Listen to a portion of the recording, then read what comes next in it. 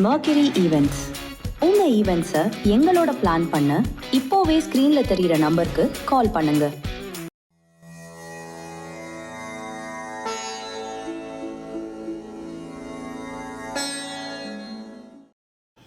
ஓம் சரணாகத தீனார்த்த பதித்ராண பராயணே சர்வஸ்யார்த்திகரே தேவி நாராயணி நமோஸ்துதே. வணக்கம் நேயர்களே, இது மகாலட்சுமி ஜோதிடம் வழங்கும் காலச்சக்கரம். உங்கள் அன்பு ஜோதிடர் ஸ்ரீராம்ஜி பேசுகிறேன். அனைவரும் நலமுடன் இருக்கிறீர்களா?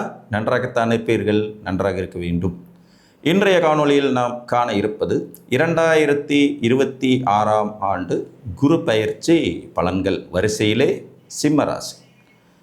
கோச்சார பலன்கள் கிரக பயிற்சிகளின் மூலமாக தீர்மானிக்கப்படும். இந்த கோச்சார பலன்கள்ங்கிறது தனிமனித ஜாதகத்தை பொறுத்த வரைக்கும் பார்த்திங்கன்னா 5-10% தான் வேலை செய்யும். இது ரொம்ப மிகைப்படுத்தப்பட்டு ஒரு குரு பயிற்சி நடந்தாலே நம்ம கோடீஸ்வரன் ஆயிடுவோம், குரு பயிற்சினாலே நம்ம ரோட்டுக்கு வந்துடுவோம் அப்படிங்கிற அளவுக்கு சிந்திக்க வேண்டாம். கோச்சார பலன்களில் நாம் ஜாதக அனுகூல தசாபுத்திகளுக்கு ஏற்ப சற்று கூடுதலாகவோ அல்லது குறைவாகவோ பலன்கள் நடக்கும். இவ்வளோதான் விஷயம். வருடக்கோள்களுடைய தாக்கம் ஓரளவுக்கு இருக்கும். அப்படிங்கிறதுனால தான் குரு பயிற்சி, சனி பயிற்சி, ராகு கேது பயிற்சிகளுக்கு நாம் முக்கியத்துவம் கொடுக்கும்.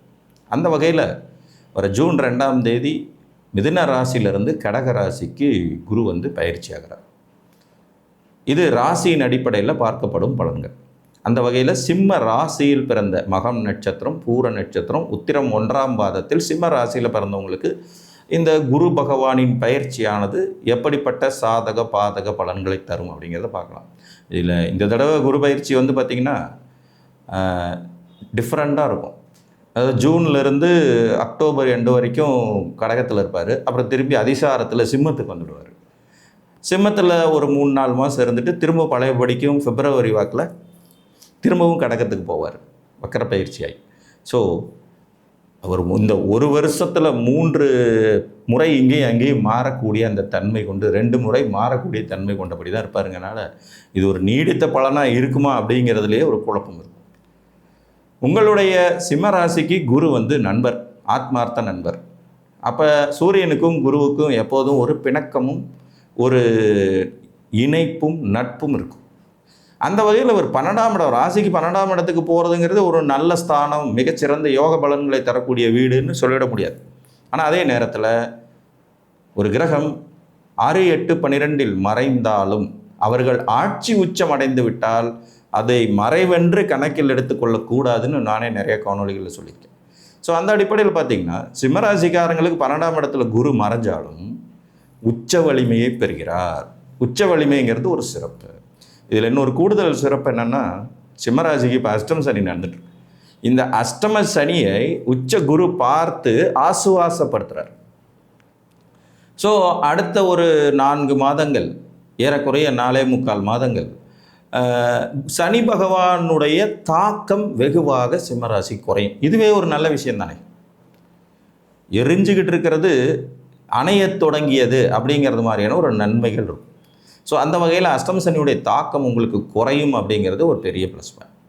இது போக பூர்வ புண்ணியாதிபதி சிம்மராசிக்கு குரு தான், அட்டமாதிபதி அவர் தான். குரு பார்க்கிற இடங்களின் மூலமாக நிச்சயமான வளர்ச்சி முன்னேற்றத்தை தருவார். அப்படி அவர் பார்க்கும் வீடுகள் உங்களுக்கு நல்ல வீடுகளாக இருக்கிற பட்சத்தில், அதாவது உங்கள் ராசிக்கு நல்ல ராசிகளாக இருக்கிற பட்சத்தில், பொதுவாக குரு பகவான் ஒரு 6 லக்னங்களுக்கு மிகச்சிறந்த நண்பராகவும் இன்னொரு 6 லக்னங்களுக்கு மோசமானவராகவும் இருந்தாலும் கூட கோச்சாரத்தில் வரக்கூடிய குருவுக்கு அந்த விதிகள் எல்லாம் கிடையாது. அவர் தனது இருப்பின் மூலமாக, பார்வையின் மூலமாக, பார்வை பெறும் வீடுகளின் மூலமாக மேக்சிமம் ஜாதகருக்கு நற்பலன்களை கொடுக்க கடமைப்பட்டவர் அவர். இதில் குரு பகவானின் பார்வை திறன் அப்படிங்கிறது சிம்மராசிக்காரர்களுக்கு 4, 6 மற்றும் 8ஆம் இடத்துக்கு போகுது. இதில் 6ஆம் இடம் 1 தவிர்த்து 4ஆம் வீடும் 8ஆம் வீடும் சிம்மராசிக்காரர்களுக்கு அதிநட்பு வீடு. காரணம் என்னென்னா, 4ஆம் இடம் விருச்சிகம், இது இவர்களுக்கு சுகஸ்தானமாக வரும்.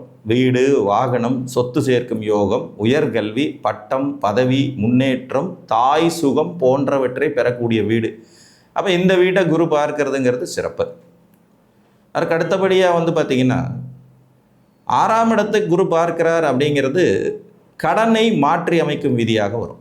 ஒரு கடன்லேருந்து இன்னொரு கடன் போகிறது, எதிரி வம்பு வழக்குகள் போன்ற பிரச்சனைகள் முடிவுக்கு வர்றது, எதிரி வம்பு வழக்கு போன்ற பிரச்சனைகள் முடிவுக்கு வர்றது, நமக்கு சாதகமான தீர்ப்புகள் வருது, சொத்து சம்பந்தப்பட்ட பிரச்சனைகள் இருந்தால் அது முடிவுக்கு வருவது, உத்தியோகத்தில் ஏற்பட்டிருக்கிற தடை தாமதங்கள் நிவர்த்தியாவது, திருமணம் போன்ற சுபகாரியங்களில் ஏற்பட்டுக்கிட்டு இருக்கிற தடை தாமதங்கள் நிவர்த்தியாவது, வீடு கட்டுவதில் ஏற்பட்டுக்கிட்டு இருக்கிற தடை தாமதங்கள் நிவர்த்தியாவது, கார் வாங்கக்கூடிய அமைப்புகள், வாகன சுகம் ஏற்படும் அமைப்புகளை தூண்டி விடுவது, பழைய கடன்களை அடைத்து புதிய கடன்களை உருவாக்கும் தன்மை பெறுவது, அந்த புது கடன்கள் நல்ல, அதாவது சுபக்கடன்களாக ஏற்படக்கூடிய வாய்ப்புகளை தர்றதுங்கிற மாதிரி இந்த வீட்டிலேருந்து இவர் பார்க்கறதுங்கிறது ஒரு மாதிரி பாசிட்டிவான அமைப்பு தான். இதுலேயும் உங்கள் ராசிநாதனான சூரியன் பார்த்திங்கன்னா கோச்சாரத்தில் மாச கிரகம், அவர் கோச்சாரத்தில் அவர் தன்னுடைய வலிமையான உச்ச வீட்டிலிருந்து அங்கேருந்து நகர்ந்து உங்களுடைய ஜென்ம ராசியை நோக்கி வந்துக்கிட்டு இருக்கிற இந்த காலகட்டங்கிறதுனால இந்த குரு பெயர்ச்சினால் இருக்கக்கூடிய பாதகங்களை விட சாதகமான பலன்களே மிகுதியாக இருக்கும். ஸோ சாதகமான பலன்களை அதிகமாக வலுப்படுத்தி கொள்ளும் தன்மை சிம்மராசிக்காரர்களுக்கு இதில் உண்டாகும். மேலும் 8ஆம் இடத்தை குரு பார்க்கிறார் அப்படிங்கிற அடிப்படையில் அது சொந்த வீடாக போயிடுது. அப்போ ஜாதகர்களுக்கு, சிம்மராசிக்காரர்களுக்கு பணியிடை மாற்றம், பதவி உயர்வு, வேறு இடங்களுக்கு வேலைக்கு செல்வது, வெளிநாட்டில் சென்று தங்கும் சூட்சுமங்கள், திடீர் அதிர்ஷ்ட வாய்ப்புகள், நீண்ட காலம் இழுபறியில் இருந்து வந்த கோர்ட்டு கேஸு வம்பு வழக்குகள் முடிவுக்கு வருவது, மனைவி மூலம் ஆதாயம், வாழ்க்கை துணை மூலம் சொத்து சேரும் யோகிதைகள், பங்குச்சந்தை அதிர்ஷ்டம், லாட்டரி சீட்டு யோகங்கள், உயில் மூலம் சொத்து கிடைக்கும் வாய்ப்புகள் போன்றவையும் கிடைக்கிறதுக்கு நல்ல ஒரு சான்ஸ் இருக்குது.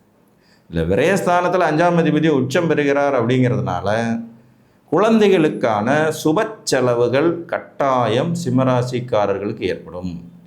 நீண்ட காலம் குழந்தை இல்லாத தம்பதியருக்கு மருத்துவ சிகிச்சையின் மூலமாக, அதற்கு செலவழிப்பதன் மூலமாக இந்த காலகட்டத்தில் புத்திர சந்தான விருத்தி ஏற்படும் யோகிதைகளும் உண்டாகும்.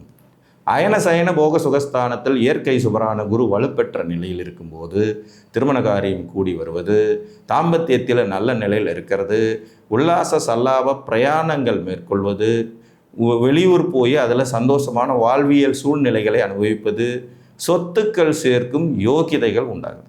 ஏன்னா இதில் குரு தனக்காரகன்.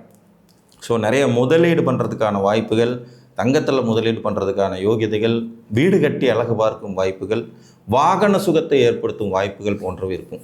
எப்படி பார்த்தாலும் கடன் ஏற்படும், இதை மாற்ற முடியாது. ஏன்னா 6ஆம் இடத்தை குரு பார்க்குறார். அவருடைய நெகட்டிவான அமைப்புன்னா 6ஆம் இடத்தை பார்த்து வலுப்படுத்துறது. ஸோ பழைய கடன்கள் தீர்வதும் புதிய கடன்கள் ஏற்படுவதுங்கிற மாதிரியான அமைப்புகள் சிம்மராசிக்கு இருக்கவே செய்யும். அதாவது பாலைவனத்திற்கு நடுவில் ஒரு சோலைவனம் அப்படிங்கிறது மாதிரியாக அஷ்டமசனியினுடைய கடும் தாக்கத்துக்கு நடுவில் இந்த குருவானவர் அந்த சனி பகவானை பார்த்து பிரீத்தி பண்ணுறதுனால, சாந்தப்படுத்துறதுனால நெகட்டிவ் பலன்கள் வெகுவாக குறையும் அமைப்பு கட்டாயம் சிம்மராசிக்கு உண்டாகும். உங்கள் ஜாதகத்தின் அனுகூலமான தசாபுத்திகளையும் நீங்கள் ஃபாலோ பண்ணணும். ஏன்னா கோச்சார பலனை நான் எப்போவுமே சொல்லிடுவேன், 10% மேலே பெருசாக யோசிக்காதீங்க, அது அவ்வளவு சிறப்பாக வேலை செய்து விடும்னு எடுத்துக்க முடியாது. நெகட்டிவாக இருந்தாலும் சரி, பாசிட்டிவாக இருந்தாலும் சரி, 10% வேலை செய்யலாம். அதுவும் தசாபுத்தியினுடைய அனுகூலம் எப்படி இருக்குங்கிறத பொறுத்து தான். இஷ்ட தெய்வ வழிபாடு, குலதெய்வ வழிபாடோடு ஞாயிற்றுக்கிழமையில் சிவன் ஆலயத்தில் போய் சூரியனை கோதுமை நைவேத்தியம் பண்ணி சிவப்பு நிற துணியை சாத்தி அர்ச்சனை பண்ணிவிட்டு வணங்கிட்டு வாங்க. டெய்லியுமே சூரிய நமஸ்காரம் பண்ணுறது சிம்மராசிக்காரர்களுக்கு சிறப்பான தன்னம்பிக்கையை, முன்னேற்றத்தை, பொருளாதார வளர்ச்சியை கொடுக்கும் என்று கூறி மீண்டும் ஒரு காணொலியில் உங்களை சந்திக்கும் வரை உங்களிடமிருந்து அன்புடன் விடைபெற்றுக் கொள்வது உங்கள் அன்பு ஜோதிடர் ஸ்ரீராம்ஜி. நன்றி, வணக்கம்.